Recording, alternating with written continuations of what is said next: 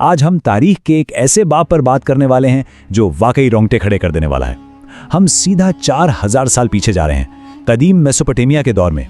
ये सिर्फ एक कहानी नहीं है, बल्कि ये मुतलकल अनान ताकत यानी मुकम्मल बादशाहत और एक बिल्कुल सादा लेकिन ऐसे मजबूत ईमान के दरमियान हतमी तसादुम है जिसे कोई तोड़ नहीं सकता। हम हजरत इब्राहिम के उस सफ़र को समझेंगे जिसने तारीख का रुख मोड़ दिया। तो चलिए शुरू करते हैं। आज की इस गुफ्तगू में हम इस पूरे सफ़र को 6 खास हिस्सों में बांटकर समझेंगे। पहले बाबिल के माबूद और बादशाह का जिक्र होगा, फिर सच्चाई की तलाश, पत्थर के बुतों को तोड़ने का वाक़या, बादशाह निमरूद से सामना, आग का वो अजीम मौजज़ा और आखिर में सहरा की तरफ सफ़र। पहला हिस्सा, बाबिल के माबूद और बादशाह। बाबिल की वो दुनिया जो दौलत और खौफ से चलती थी। जरा इस वक्त के बाबिल का तस्वुर करें।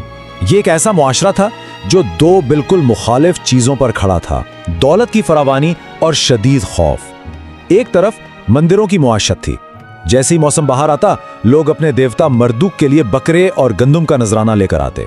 यानी बुत परस्ती सिर्फ एक अकीदा नहीं बल्कि एक पूरी मुआशी इंडस्ट्री थी। और दूसरी तरफ बादशाह निमरूद का खौफ, एक ऐसा बादशाह जो लोगों की फसलें हड़प कर लेता और एक पेशीन गोई से डरकर मासूम बच्चों के कत्ल का हुक्म देता था। सोचिए कैसी घुटन भरी फिजा थी वहां की। और इस सब के बीचों बीच खड़ा था ज़ुक्कर्रा। ये सिर्फ एक मंदिर नहीं था बल्कि ताकत की एक बेहद बड़ी एहराम नुमा अलामत थी। जैसे आजकल के दौर में हमारी अजीमुशान फलक बोस इमारतें होती हैं, उस वक्त ये पत्थर का भारी भरकम ढांचा बनाया गया था ताकि आम इंसान इसकी हैबत से दब जाए। इसके अंदर रखे गए अनगिनत पत्थर के बुतों और इसके बोझलपन का हकीकी रूहानियत और सादगी से एक बहुत बड़ा और वाज़े तज़ाद था। दूसरा हिस्सा, सच्चाई की तलाश, एक अकेले इंसान का फिक्री सफर। अब ऐसी भीड़ भाड़ और बुतों से भरी दुनिया में इब्राहिम ने खुद को बिल्कुल अकेला पाया और यहीं से उनका वो मंतकी सफर शुरू होता है। रात का वक्त है, वो आसमान की तरफ देखते हैं। पहले चमकता हुआ ज़हरा यानी वीनस निकलता है, फिर डूब जाता है, फिर चांदी जैसा चांद उभरता है और वो भी रात के अंधेरे में ढल जाता है। आखिर में रोशनी बांटने वाला बड़ा सूरज निकलता है, लेकिन शाम तक वो भी गायब हो जाता है। उन्होंने बहुत सादा और वाज़े नतीजा निकाला, जो चीज़ गुरूब हो जाए, मिट जाए, वो खुदा नहीं हो सकती। सच्चा खुदा तो वो है जो इन सब का बनाने वाला है। लेकिन ये सफ़र आसान नहीं था। इसमें एक बहुत बड़ा जज्बाती इम्तिहान भी था।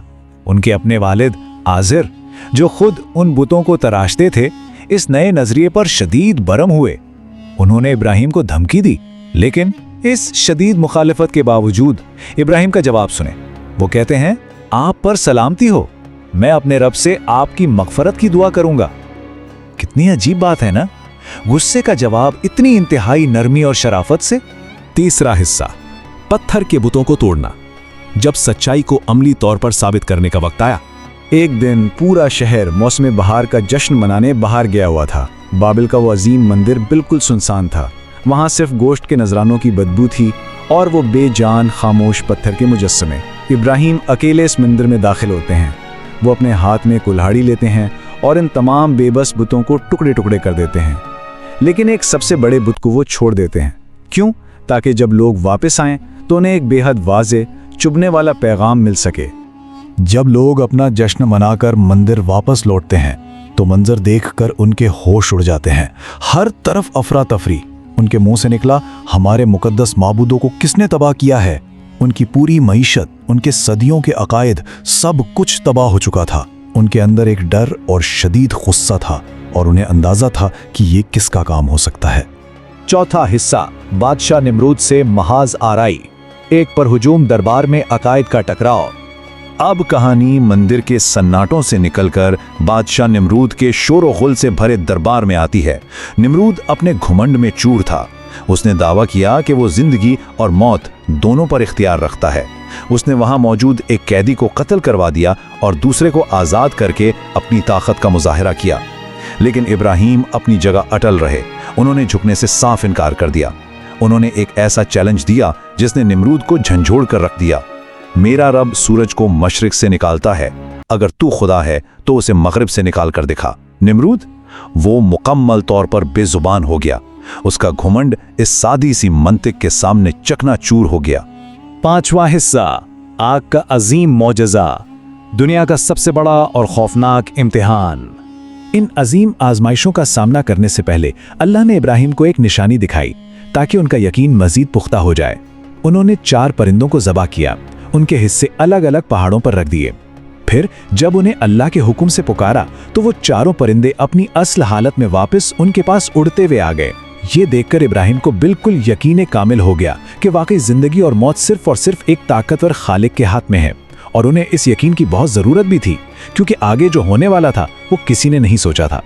निमरूद और बाबल के लोगों ने फैसला किया कि इब्राहिम को ऐसी सजा दी जाए जो हमेशा के लिए इबरत बन जाए। उन्होंने एक आग तैयार की, लेकिन ये कोई आम आग नहीं थी। सोचकर देखिए, पूरे 1 महीने तक लोग सिर्फ लकड़ियां जमा करते रहे। इस भड़कते हुए अलाव पर बेशुमार तेल, तारकोल और गंधक डाली गई। आग के शोले इतने ऊंचे थे कि आसमान को छू रहे थे। इसकी गर्मी का यह आलम था कि दूर दूर तक खड़ा होना नामुमकिन था। अब मसला यह था कि इब्राहिम को इस आग में फेंका कैसे जाए। गर्मी इतनी थी कि कोई उसके करीब नहीं जा सकता था। तो शहर के नजूमियों ने एक नई मशीन ईजाद की, एक बहुत बड़ी गलील जिसे कैटापल्ट कहते हैं। इब्राहिम को उस गलील में बांधकर दूर से इस दहकती आग की तरफ उछाल दिया गया। जरा इस सीन को अपने जहन में लाएं, वो चंद लम्हे जब वो हवा में मौल्लक थे। कितना सनसनीखेज और खौफनाक मंजर होगा वो। लेकिन इन्हीं लम्हात में जब वो मौत के बिल्कुल मुंह में जा रहे थे, एक फरिश्ता मदद के लिए आता है। लेकिन इब्राहिम का यकीन देखें, उन्होंने मदद लेने से बिल्कुल इनकार कर दिया और फरमाया, मुझे अल्लाह के सिवा किसी की जरूरत नहीं, मैं उसके सिवा किसी से मदद नहीं मांगूंगा। ये वाकई किसी भी इंसानी तसव्वुर से बड़ी बात है। और फिर एक ऐसा मौजज़ा हुआ जिसने पूरे बाबेल की चीखें निकाल दी। अल्लाह का हुक्म हुआ और वो भयानक आग, वो आग जिसको 1 महीने तक जलाया गया था, अचानक एक ठंडे और पुरसुकून बाग में तब्दील हो गई। ये एक ऐसा मंजर था जिस पर यकीन करना मुश्किल था। एक तरफ लोगों का इंतकाम था और दूसरी तरफ इलाही तहफ़्फ़ुज़ का एक खूबसूरत बाग। छठा और आखिरी हिस्सा, सहरा का सफर, एक नए आगाज की तरफ। जब ये साबित हो गया कि ताकत का कोई भी बड़ा ढांचा सच्चाई को नहीं दबा सकता, तो इब्राहिम ने एक फैसला किया और यहां से बिल्कुल एक नए दौर का, एक नई दुनिया का आगाज होता है। उन्होंने उस पुरहुजूम शोर शराबे से भरी बाबिल की सल्तनत को छोड़ दिया। वो शहर जो तराशे हुए पत्थरों, अजीम मंदिरों और बुत परस्ती पर चलने वाली मौइशत का मरकज था, और वो निकल पड़े सहराए हिजाज के खामोश वीरान मनाजिर की तरफ। ये सफ़र असल में मुआशरे की भीड़ भाड़ से निकलकर तौहीद की खालिस और मुकम्मल सादगी की तरफ एक रूहानी सफ़र था। अपना घर, अपना शहर और अपने आबा व अजदाद का मुआशरा छोड़ना कभी आसान नहीं होता, लेकिन उन्होंने पुरासाइश और आबाद दुनिया के बजाय ईमान की सच्चाई का रास्ता चुना, और यही वो बेमिसाल कुर्बानी है जिसने आने वाले कई हजार सालों की तारीख और हमारे अकायद की बुनियाद रखी। इस पूरी दास्तान को अगर हम समेटना चाहें तो उनका ये आखिरी जुमला सब कुछ बयान कर देता है। मैं अपने रब के पास जा रहा हूं जो मेरी रहनुमाई करेगा। ये जुमला हमें बिल्कुल झंझोड़ कर रख देता है। जरा सोचिए, अपना सब कुछ पीछे छोड़कर एक अनजान रास्ते पर सिर्फ इस भरोसे के साथ चल पड़ना कि खुदा साथ है, इसके लिए कितनी हिम्मत चाहिए होगी। और आज हम खुद से सवाल कर सकते हैं कि हक और सच्चाई के लिए हम क्या कुछ कुर्बान करने को तैयार हैं।